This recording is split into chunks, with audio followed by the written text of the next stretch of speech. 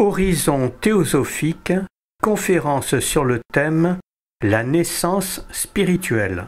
On va voir une lecture extraite d'un ouvrage de méditation et qui fait appel à notre intuition spirituelle. Maintenant, courbe la tête et écoute attentivement, ô Bodhisattva. La compassion parle et dit « Peut-il y avoir béatitude quand tout ce qui vit doit souffrir? Seras-tu sauvé et entendras-tu le monde entier gémir? Ainsi, tu as entendu ce qu'il fut dit. Tu n'atteindras le 7e degré et ne franchiras la porte de l'ultime connaissance que pour épouser la douleur. Si tu veux être Tathagata, marche dans les pas de tes prédécesseurs. Reste sans égoïsme jusqu'à la fin sans fin. Tu es éclairé, choisis ton chemin. Regarde la douce lumière qui inonde le ciel d'Orient. En signe de louange, les cieux et la terre s'unissent. Et des quadruples pouvoirs manifestés s'élève un chant d'amour. Feu flamboyant et de l'eau fluide, de la terre odorante et du vent impétueux. Écoute, des profondeurs de l'insondable tourbillon de cette lumière d'or où baigne le vainqueur, la voix sans parole de toute la nature s'élève en 1000 accents pour proclamer « Joie à vous, ô hommes de Mialba ». Un pèlerin est revenu de l'autre rive, un nouvel Arhat, un sage, est né. Paix à tous les êtres. Amis, bonsoir. La naissance spirituelle. Vaste sujet. Commençons par le commencement. Savons-nous comment nous sommes nés? Comment nous allons mourir? Savons-nous qui nous sommes? La naissance et la mort, c'est très mystérieux, effectivement, mais le plus grand mystère, c'est ce que nous sommes. Et ça, c'est un mystère que la théosophie éclaire et qu'il faut absolument aborder, qu'on aborde dans toutes les philosophies du monde. Et qu'est-ce que l'existence? Qu'est-ce que la vie? C'est peut-être pas tout à fait la même chose que l'existence. Et avec cette étude de la vie, de ce que nous sommes, on va peut-être pouvoir avancer. On sait qu'il y a des grandes philosophies antiques qui nous parlent de principes, de noumènes, voyez-vous, Platon. Et puis on est arrivé à Descartes qui finalement simplifie bien le sujet en disant « Je pense donc je suis, donc l'homme est un penseur ». Avec la théosophie, l'homme est beaucoup plus qu'un penseur. L'homme est un pouvoir de pensée. L'homme est une totalité de pouvoirs. Il a ses pouvoirs entre ses mains, des pouvoirs incroyables par rapport aux animaux, par rapport à toute la nature, des pouvoirs incroyables, et c'est de l'usage qu'il va en faire que va dépendre le sort de l'humanité, on le sait bien aujourd'hui. Donc l'homme est un pouvoir de penser, un pouvoir d'analyser, un pouvoir de regarder, de voir, d'apprendre, de comprendre, de synthétiser, d'ordonner, de classer, d'orienter, et beaucoup plus que ça, un pouvoir qui carrément dépasse la pensée. C'est l'imagination créatrice, c'est la clairvoyance immédiate, ça dépasse la pensée. La volonté, ça dépasse la pensée. L'amour, ça dépasse la pensée. Et on voit bien que cette somme de pouvoir, c'est des dons. Comment ça s'est passé? Qui c'est qui nous a donné ça? Qui sait?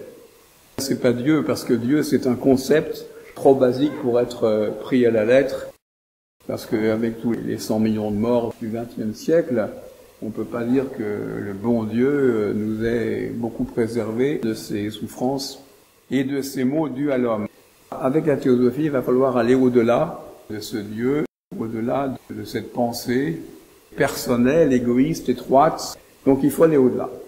Avec la théosophie, il faut aller à l'esprit. Nous emmenons à la naissance de l'esprit, parce qu'en fait, la proposition de la théosophie, c'est que tout vient de l'esprit.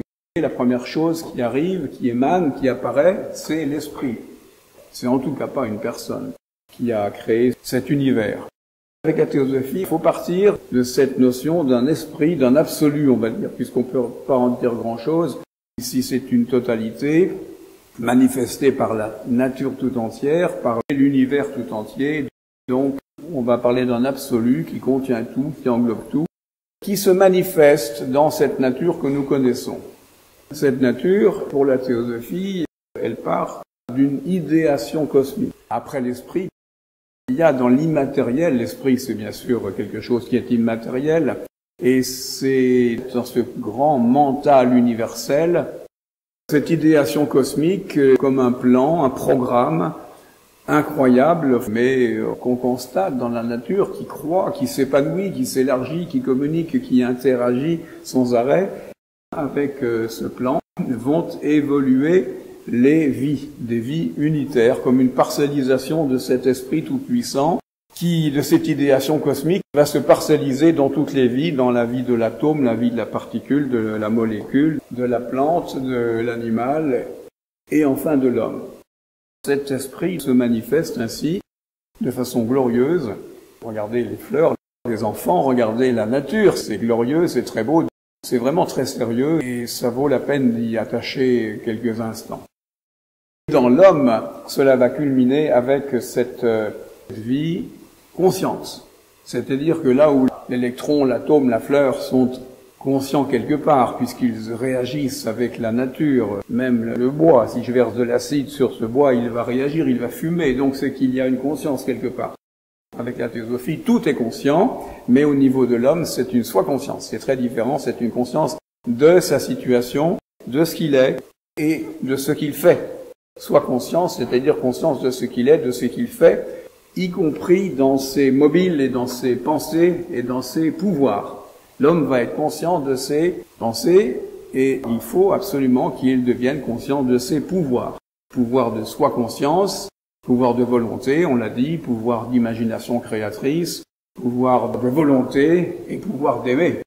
Si l'homme n'est pas conscient de tous ses pouvoirs, il va vivre comme un animal, il va naître, croître physiquement, mourir bêtement. Il n'y aura pas de suite, c'est quand même dommage.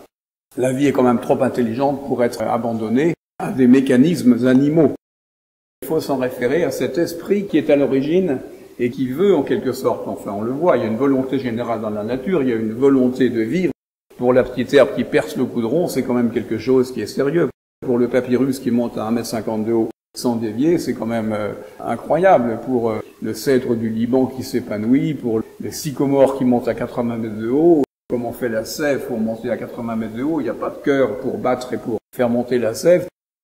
Tous ces miracles sont là, les pouvoirs de cette nature que nous pouvons approcher, que nous pouvons connaître et que nous pouvons expérimenter. Et c'est là où les sages nous montrent que ces pouvoirs sont là, dans la tête de l'homme et dans le cœur de l'homme. C'est très important. Et c'est enthousiasmant. Si on a ces pouvoirs, ça va être très, très utile.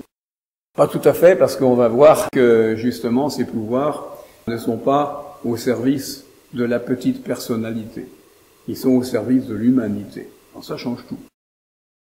La naissance spirituelle, on l'a compris, c'est la naissance de l'esprit, la renaissance de l'esprit. Parce que comment ça a commencé? L'idéation cosmique qui a fait naître l'univers, qui l'a fait apparaître à partir des plans immatériels. Bien sûr, les scientifiques nous disent, oui, il y a 13 milliards 800 millions d'années, il y a eu comme un Big Bang, et sont apparus les premiers atomes, premières molécules, premières galaxies, etc. Et ensuite, ça a évolué pendant des milliards d'années. La théosophie nous propose maintenant, mais la science rejoint un peu de choses près, il y a des millions d'années, l'humanité est apparue. C'était des hommes et des femmes immenses. Il y a des statues dans l'île de Pâques, les statues de Bamiyan, de Bouddha, enfin 20 mètres de haut. Des réminiscences de populations très très anciennes qui datent d'il y a 10 ou 12 millions d'années, et l'humanité est apparue avec sa capacité de soi-conscience. C'est une proposition de la théosophie. L'homme n'a pas eu sa conscience qui, comme ça, est émergée du cerveau. C'est pas l'animal qui est devenu spirituel. Pour la théosophie, tout commence par l'esprit et tout émane à partir de l'esprit. Donc, le mental, dont ses pouvoirs dont on a parlé, et puis ses capacités physiques, physiologiques. Pour la théosophie, c'est cette apparition de l'homme et c'est une grande naissance. C'est là où justement intervient cette naissance spirituelle manifestée par Noël, Natalis Dies, la naissance du soleil. Cette naissance d'un bébé, on sait, c'est une jubilation, une joie, une fête. Noël, c'est la joie, la jubilation, la fête de la naissance, on va dire de la lumière, mais on va ajouter de la vie en fait. c'est-à-dire la lumière, c'est-à-dire la chaleur, c'est-à-dire l'énergie, c'est-à-dire l'amour, c'est-à-dire toutes ces capacités qu'on a évoquées et qui sont la volonté, etc., l'imagination. Noël, c'est la fête, la joie, la jubilation, la fête, parce que nous sommes au solstice d'hiver, sol staré, solstice, le soleil se tient quelques jours, le plus bas sur l'arc qu'il décrit en apparence autour de nous.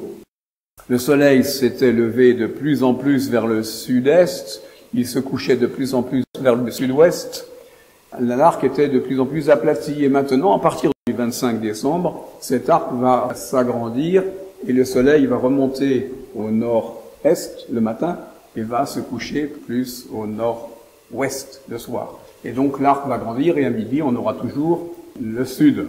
Cet arc grandit, par conséquent le soleil sera beaucoup plus présent, les journées vont s'agrandir jusqu'au solstice d'été, et donc c'est la fête de la lumière. On a compris que Noël c'est la fête parce que le soleil ne va pas disparaître, il tombait, et non, il ne va pas disparaître, il va renaître, il va réapparaître, remonter sur l'axe du sud, en zone tempérée où nous sommes. C'est la fête de la lumière, mais c'est la fête de la chaleur aussi, parce que le soleil va donner sa chaleur. C'est la fête de l'énergie, les énergies vitales, biologiques vont réapparaître, les oiseaux vont commencer à couver pour que les œufs éclosent vers Pâques. C'est la fête de la vie, illustrée dans toutes les mythologies. Les Romains avaient leur Saturnale, on faisait des grands feux. Les druides, les Nordiques brûlaient des bûches, la bûche Yulé. Il y avait Mitra en Perse, il y avait Osiris et Isis qui étaient nés au solstice d'hiver. Donc tous les grands dieux du Panthéon, Bacchus, Adonis, étaient aussi nés au solstice d'hiver, le 24-25 décembre. C'est bel et bien la tradition tout entière, l'intelligence humaine tout entière qui fêtait cette naissance de la vie qui réapparaissait, qui renaissait au solstice d'hiver. Cela a été repris ensuite par les chrétiens, et les chrétiens en ont fait le jour de la naissance de Jésus. L'Église a fixé cette naissance de Jésus au 24 décembre à minuit, pas avant 336 après Jésus-Christ, parce que ça coïncidait, parce que c'était parfait pour correspondre avec les traditions, les mythologies païennes, et c'est pas nouveau. Donc Jésus, on l'a fait naître le 24 décembre à minuit, dans la nuit, parce qu'il va apporter la lumière et la vie spirituelle, bien sûr. On arrive à cette naissance de Jésus qui est pleine de promesses, comme la vie est pleine de promesses, bien sûr. Cette naissance spirituelle, on l'a dit, c'est pas que la lumière, c'est aussi la chaleur, c'est aussi l'énergie, c'est aussi l'amour, c'est aussi la vie. Et à Noël, on échange des dons, on se réjouit ensemble parce que c'est une fête collective. C'est la fête de la famille, la fête de la collectivité. C'est pas la fête tout seul, c'est la fête de la vie collective. Très important. À partir de là, il faut voir que la vie de Jésus n'est pas qu'une naissance de la lumière, c'est une lumière qui va éclairer les coins sombres de la nature humaine. Et les coins sombres, il y en a pas mal parce que nous réduisons notre vie à une vie animale, la vie des impulsions, des désirs. Eh bien, c'est une vie qui ne peut pas tenir. La nature a besoin de nous. Dans un ouvrage de La Voix du silence, il nous est dit « aide la nature et travaille avec elle ». Parce que l'homme étant soit conscient, libre de sa pensée, de la diriger, de l'orienter, de la faire interagir avec les autres vies, eh bien, cette nature nous appelle à utiliser notre intelligence là où il faut. Toute seule, la nature, quand elle n'est pas aidée, elle échoue. Il faut l'aider et elle nous demande de faire comme elle, c'est-à-dire de croître et de nous épanouir vers nos dimensions qui sont au-dessus de la vie animale. Parce que l'homme est composé effectivement de capacités animales, celle de la personnalité. Pour la théosophie, nous ne sommes pas, comme on l'a dit, une personnalité, un corps et des mécanismes biologiques. Nous sommes une âme spirituelle qui vient de l'esprit directement. Tout commence par l'esprit et ça se traduit par la clairvoyance, le discernement immédiat, et par la pensée.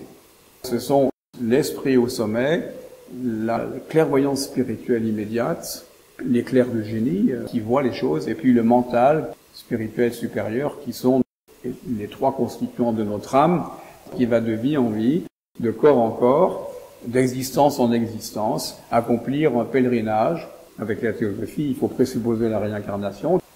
Et toute la vie de Jésus est un symbole d'un pèlerinage de retour vers le divin, c'est-à-dire d'un pèlerinage où l'on apprend, où l'on comprend, où l'on expérimente et où l'on agrège des qualités qui sont celles que toute la nature nous invite à agréger pour les manifester ensuite.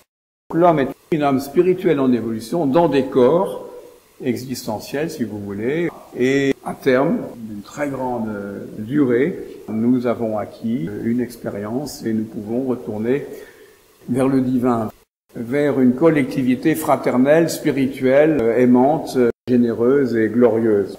C'est l'avènement du royaume divin chez les chrétiens, c'est le point oméga chez les Grecs ou chez Teilhard de Chardin. C'est le retour vers le divin, mais après de multiples vies. Avec Jésus et avec tous les enseignements philosophiques et avec la théosophie, c'est pas une mince affaire parce que cette lumière, comme on l'a dit, éclaire les recoins sombres de notre personnalité et il va y avoir fort à faire parce que la nature qui agissait par impulsion naturelle doit maintenant agir par des efforts auto-induits, auto-déterminés. C'est comme ça que l'on va gagner notre vérité spirituelle, notre intelligence spirituelle, nos capacités. On dit il faut que l'enfant mange la soupe, oui, mais il faudra qu'il souffre peut-être de la poussée de ses dents. Ça ne va pas se faire comme cela, mécaniquement. Cette croissance spirituelle, cette naissance spirituelle demande ensuite une croissance volontairement accomplie par des efforts, encore une fois, pas très faciles parce que viennent s'opposer tous les désirs et les passions de notre personnalité qui réagit, qui ne veut pas qu'on la fasse progresser, on veut rester immobile. La vie nous demande d'avancer, qui n'avance pas recule. Et cette vie qui nous demande d'avancer nous demande des efforts d'intelligence, parce que souvent on comprend la vie de travers. Il faut réfléchir, confronter avec les autres, des efforts du cœur, la générosité, la fraternité, la communication, le partage, le don de soi, l'oubli de soi, et des efforts contre la pesanteur qui est la nôtre, bien sûr. Ça, c'est un premier effort à faire vers cette vie spirituelle, parce que cette richesse spirituelle nous propose des pouvoirs, comme on l'a dit, de volonté, d'intelligence, de créativité, puisque nous sommes tous ces pouvoirs. On les voudrait, tous ces pouvoirs, mais si c'est pour nous, tout seuls, si c'est pour un développement personnel, ça ne marchera pas. Parce que la nature n'a pas prévu que ces pouvoirs soient là pour nous tout seuls. Bien sûr, il nous donnera les capacités de marcher, les capacités de faire différentes choses, mais si on veut acquérir des pouvoirs de clairvoyance, des pouvoirs de lévitation, des pouvoirs de transport à distance d'objets, enfin des choses qui sont maintenant à peu près connues par tout le monde, qui sont décrites dans les aphorismes de Patanjali.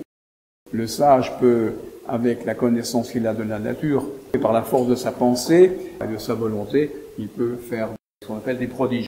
C'est pas le but.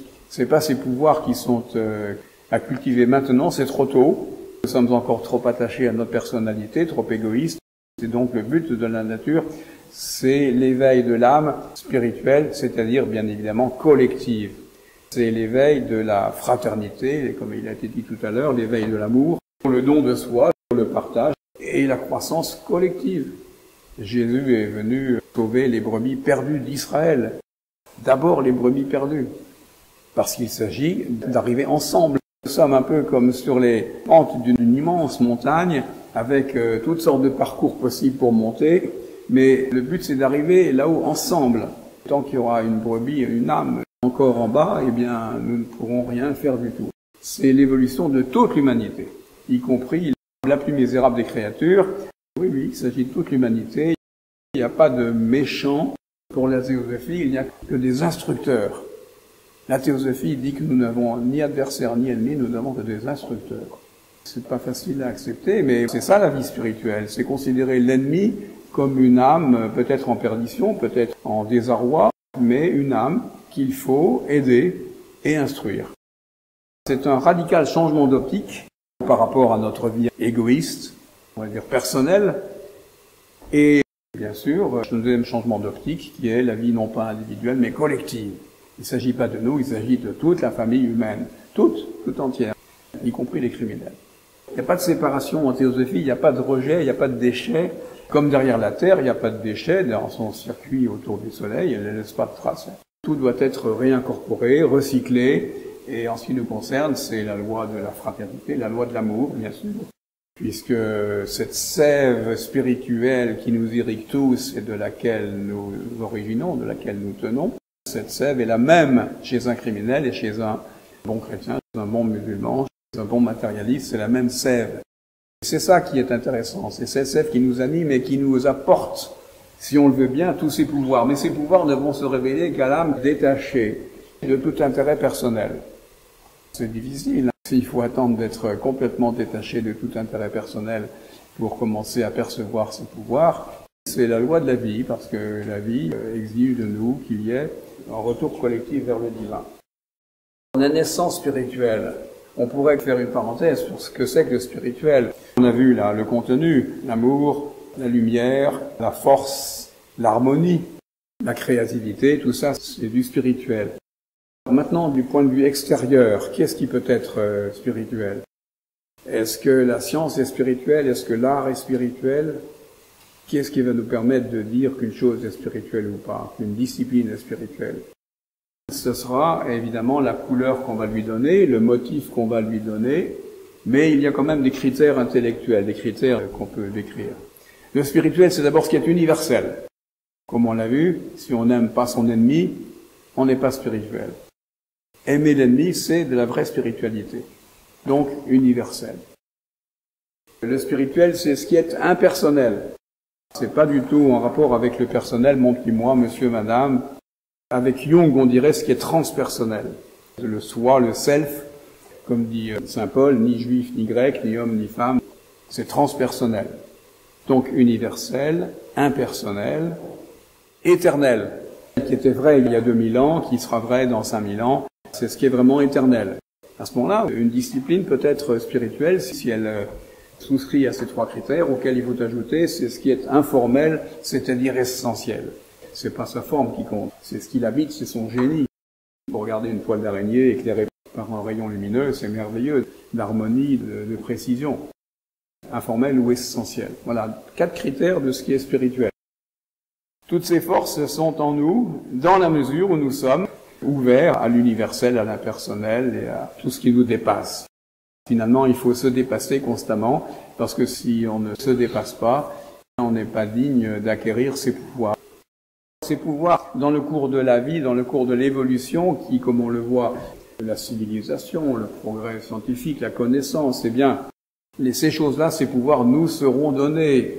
Dans les vies futures, on aura ces pouvoirs, on pourra communiquer à distance avec un ami, on pourra léviter, on pourra faire plein de choses, voir dans l'astral. Mais c'est trop tôt pour l'instant parce que nous ne sommes pas encore mûrs, nous en ferions un usage égoïste et donc nous en ferions mauvais usage, que la spiritualité n'appartient encore une fois qu'à celui qui est vraiment très pur. La vie est une sorte de purification et c'est pourquoi, avec les bouddhistes, avec toutes les religions, la souffrance va probablement apparaître dans la vie et la vie de Jésus le montre bien. La souffrance apparaît parce que c'est difficile de dépasser son égoïsme, son petit intérêt personnel. Donc la connaissance de la souffrance, l'origine de la souffrance, la façon de rejeter la souffrance, c'est le troisième principe, c'est l'abandon de ce qui est à la source, c'est-à-dire l'abandon des désirs et des passions humaines qui font qu'on s'identifie à cette souffrance du corps physique que nous ne sommes pas. Nous avons un corps physique, nous ne sommes pas ce corps physique. Nous avons un corps psychique, nous ne sommes pas ce corps psychique. Nous avons des idées, un corps mental, nous ne sommes pas. Nous sommes toujours au-dessus. Nous sommes une âme spirituelle qui vient revêtir, utiliser des instruments intellectuels, psychiques, physiques, mais nous ne sommes pas ces instruments. Nous sommes beaucoup plus. Nous sommes le maître qui utilise ces instruments auxquels, malheureusement, on s'identifie. La faute, c'est l'identification à son corps. L'identification à ses passions et ses désirs. Voilà la cause de la souffrance. C'est l'identification à des choses que nous ne sommes pas. Donc ce sont ces pièges personnels qui nous prennent, auxquels on s'attache, on s'accroche. Pourquoi? Peut-être pour expérimenter, pour vivre. C'est palpitant, c'est frénétique, on aime. Mais c'est pas ça la vie spirituelle, c'est pas ça du tout. C'est autre chose, heureusement. La souffrance, ben oui, on va souffrir quand on veut s'arrêter de vibrer avec les foules, de goûter et de jouir avec les copains. Ça va demander des sacrifices, mais c'est le prix à payer pour quitter ce champ mental hyper rationnel, ce champ psychique hyper passionnel, quitter ce plan physique hyper jouissif. Il faut quitter ces plans-là et monter au-dessus, monter au plan spirituel où est l'âme qui utilise ces plans, qui peut fonctionner sur ces différents plans, mais ce sont des possibilités, ce sont des champs de manifestation de l'âme, mais ce ne sont pas des champs qui doivent nous emprisonner. Ce sont des champs d'action, oui, mais c'est pas le but de la vie. Le but de la vie, c'est de voir, de vouloir, de créer, d'imaginer, de booster en quelque sorte partout où il y a des étincelles de lumière, de chaleur spirituelle et de les faire monter. C'est en débattant qu'on va pouvoir éclairer notre propre mental et nos propres sentiments. Il y aura de la souffrance, mais c'est le prix à payer pour croître, qu'il faut combattre, il se purifier, combattre ce moi inférieur pour aller vers le soi supérieur, vers cette âme que nous sommes de vie en vie, qui est éternelle par rapport à ce corps physique qui n'est pas éternel, loin de là. Et à partir de là, on va comprendre mieux la fête de Noël, parce que la fête de Noël, c'est cette jubilation du partage de la lumière spirituelle qui revient. Toute la vie commence par la lumière, puis par la chaleur et par l'énergie et par la joie, la fête. Noël est une fête heureuse, merveilleuse, qui nous promet, si nous suivons les impulsions données par la nature, l'exemple de la nature, de sa beauté, si nous suivons son exemple, nous allons pouvoir goûter à ces merveilles que la nature nous offre et surtout les développer en nous. Nous pouvons communier à ces forces et nous pouvons nous les agréger. La nature nous offre ces potentialités, elle nous les présente. C'est tout l'ésotérisme et tout l'occultisme qui nous parlent de cela. La théosophie nous donne très peu de choses sur ses pouvoirs, parce que, encore une fois, on les utiliserait à des fins personnelles. Mais ces pouvoirs de la nature, nous devrions, peu à peu, avec l'étude, avec l'action, l'expérimentation généreuse et altruiste, mieux disposer de toutes ces forces que la nature est prête à mettre à notre disposition. Et si nous avons des bons motifs, des bonnes pensées, des bonnes études, des bonnes perspectives, des bons efforts, nous allons sentir que la nature nous accompagne et qu'elle nous aide à réaliser les idéaux que nous avons en tête. La nature est là pour nous aider et elle nous le montre à tout moment, pour peu que nous soyons suffisamment attachés à l'effort, à la purification et au développement de notre humanité collective.